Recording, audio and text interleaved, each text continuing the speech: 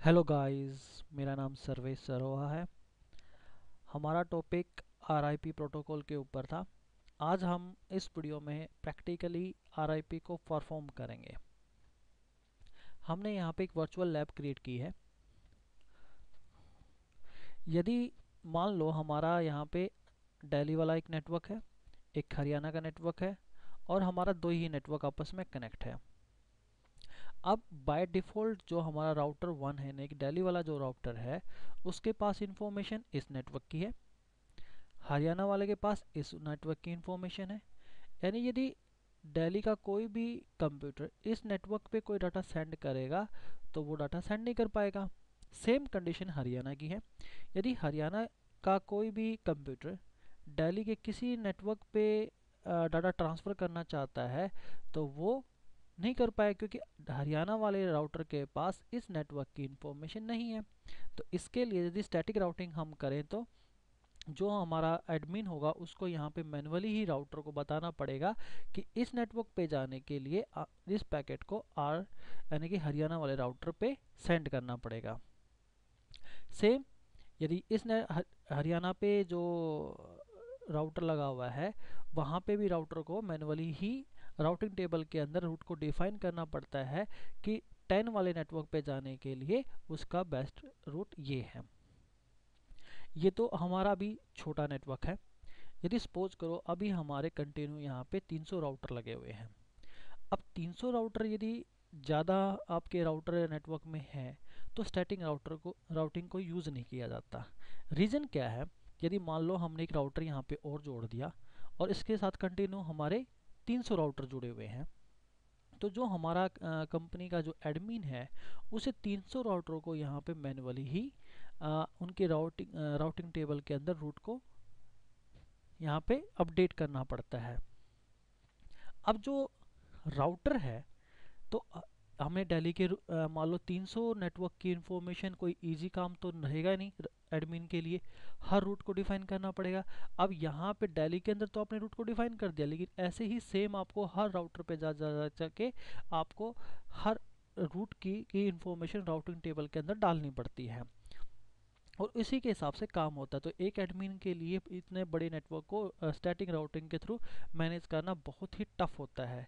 तो छोटे नेटवर्क के लिए पॉसिबिलिटी आपकी स्टैटिक राउटिंग बेस्ट है। लेकिन यदि आपका नेटवर्क बड़ा हो जाता है उस कंडीशन में हम डायनेमिक राउटिंग का यूज़ करते हैं। डायनेमिक राउटर में जो हमें रूट का इंफॉर्मेशन होती है वो हमारे प्रोटोकॉल के थ्रू होती है। हर राउटर अपनी इंफॉर्मेशन को आपस में एक्सचेंज करते हैं और बेस्ट रूट का सिलेक्शन करते हैं।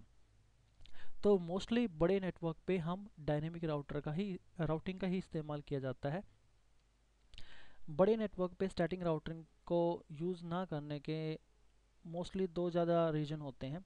पहला रीज़न, हमारे जो हमारा कंपनी का जो एडमिन होगा उसको हर रूट को यहाँ पे डिफाइन करना पड़ता है और एक एडमिन के लिए बड़े नेटवर्क को हर रूट को डिफाइन करना मतलब एक इजीली काम नहीं हो पाता। सेकंड, यदि मान लो हमारा नेटवर्क, एक थोड़ा सा एग्जांपल हम ले लेते हैं यहाँ पे। यदि हमने एक राउटर और अटैचमेंट कर दिया है यहाँ पे और यदि इस वाले पीसी पे, यानी कि हमारा राउटर ये वाला राउटर है, ये वाला इससे कनेक्ट है और ये से यहाँ पे कनेक्ट है, तो जो हमारा एडमिन है उसने इस नेटवर्क पे जाने के लिए राउटिंग टेबल के अंदर मेंटेन कर दिया कि यदि इस नेटवर्क पे आप जाना चाहते हो तो आप इस रूट को यूज़ करोगे।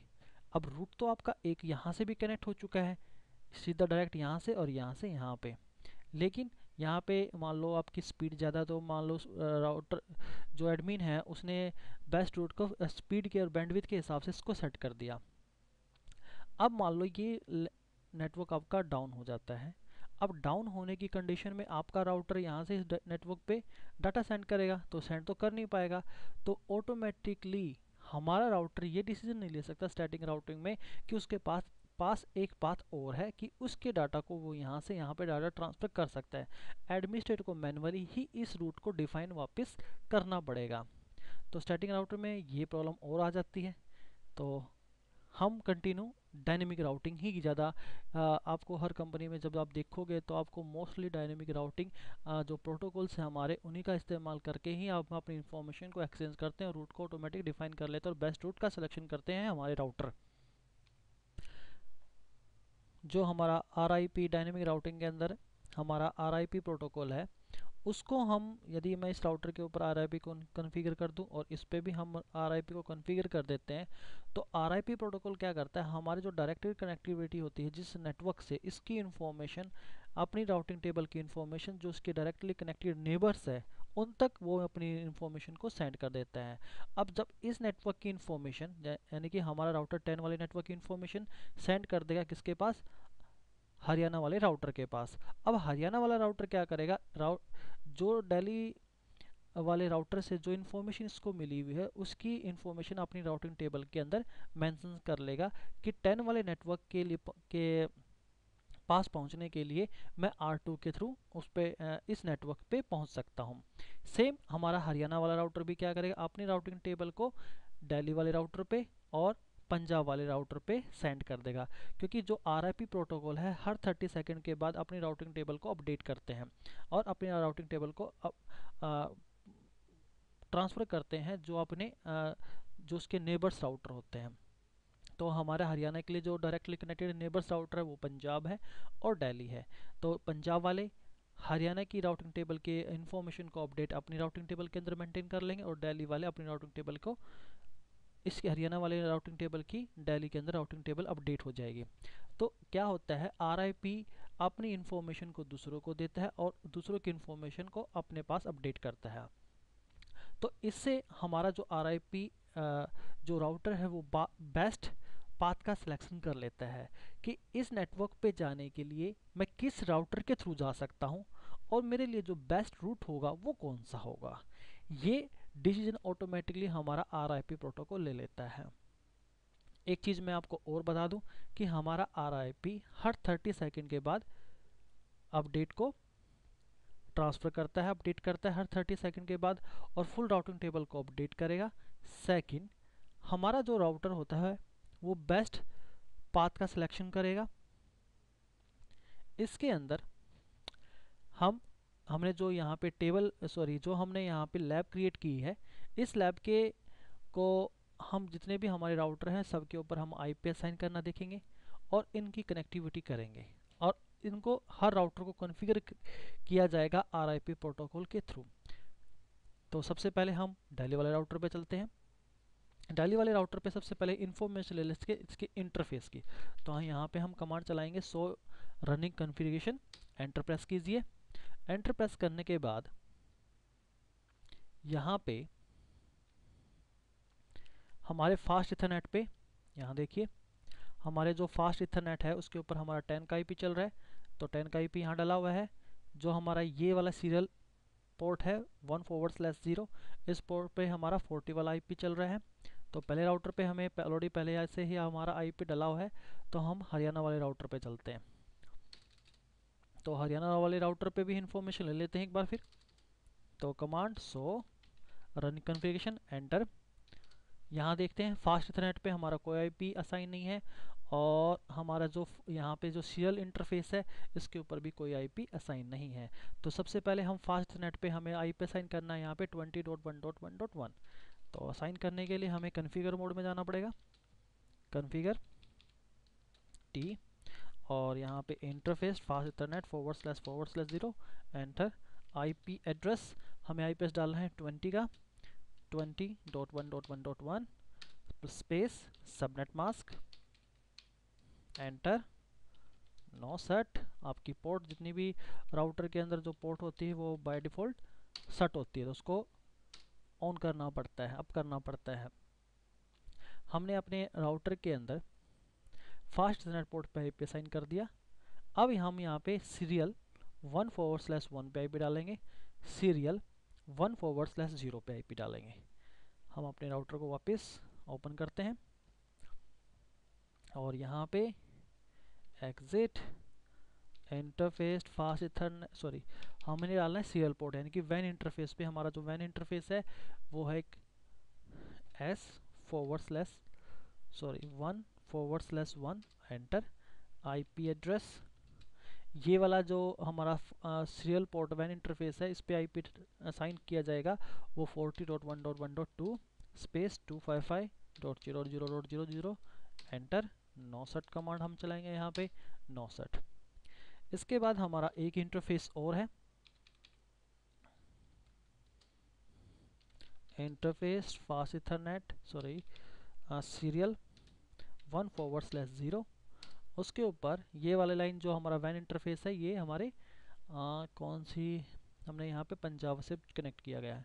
इसके ऊपर जो आईपी असाइन किया जाएगा वो है हमारा 50.1.1.1। तो हमारा आईपी एड्रेस 50.1.1.1 स्पेस 255.0.0.0.0। नोसेट कमांड चलाएंगे हम यहाँ पे और एंटर। अब एक बार चेक कर लेते हैं, एग्जिट सो रनिंग कॉन्फ़िगरेशन और एंटर प्रेस कीजिए। हमारे फास्ट इथरनेट पे 20 का रेंज का आईपी है, सेम ठीक है। हमारा जो सीरियल पोर्ट है उसके ऊपर भी हमारा आईपी 50 वाला है और हमारा 11 है 40 वाला, 40.1.2 11 और 1/0। अब पंजाब पे, तो एक बार पंजाब पे भी हम आईपी असाइन कर देते हैं। पंजाब का जो 11 सीरियल पोर्ट है उस पर हमने 50.1.1.2 का आईपी असाइन करना है और फास्ट इथरनेट पे 30.1.1 का।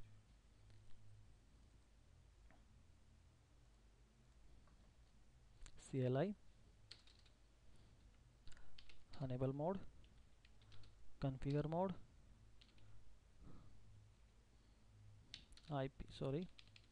इंटरफेस फास्ट इथरनेट //0 और आईपी एड्रेस हमें डालना है यहाँ पे 30.1.1.1 space subnet mask, enter, no shut, enter.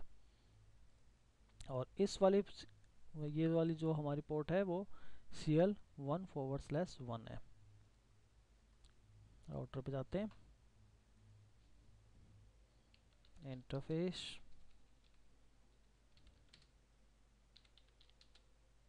Serial 1/1, IP address यहाँ पे हमारा 50.1.1.2 255.0.0.0.0, एंटर, नोसेट,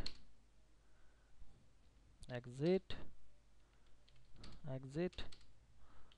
सो रनिंग कॉन्फ़िगरेशन। एक बार चेक कर लेते हैं, हमारा यहाँ पे डल चुका है। अब इस लैब के अंदर हमने हर इंटरफेस के ऊपर आईपी असाइन कर दिया। अब जो हमारा लैन है, लैन के ऊपर भी हमें आईपी असाइन करना पड़ेगा। तो लैन पे सबसे पहले इसको देखते हैं, आईपी असाइन कर देते हैं। इस वाले लैपटॉप पे हमें आईपी डालना है 30.1.1.2 सबनेट मास्क डिफ़ॉल्ट गेटवे। इस लैपटॉप का जो डिफ़ॉल्ट गेटवे होगा वो है ये वाला, हमारा ये वाला राउटर है और इसका आईपी क्या है, फास्ट इथरनेट 30.1.1.1। तो इसका डिफ़ॉल्ट गेटवे हमारा 30.1.1.1 हो जाएगा। इस पे हमने आईपी असाइन कर दिया। अब सेकंड लैपटॉप कॉन्फ़िगरेशन आईपी, इस पे भी आईपी हम डाल देते हैं 30.1.1.3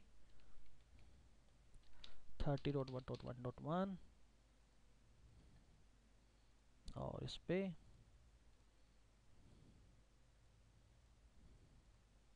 20.1.1.2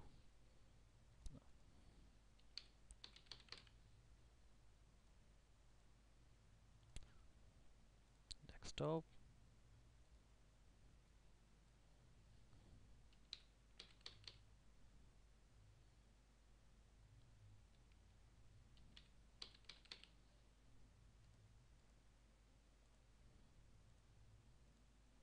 इस पे हमारा डला हुआ है, इस वाले पे चेक कर लेते हैं, इस पे भी हमारा डला हुआ है। अब हम हर राउटर के ऊपर RIP को हम कॉन्फ़िगर करेंगे, यानी कि इसे हम डायनेमिक राउटिंग के थ्रू हर नेटवर्क को की इंफॉर्मेशन हर राउटर के पास होगी।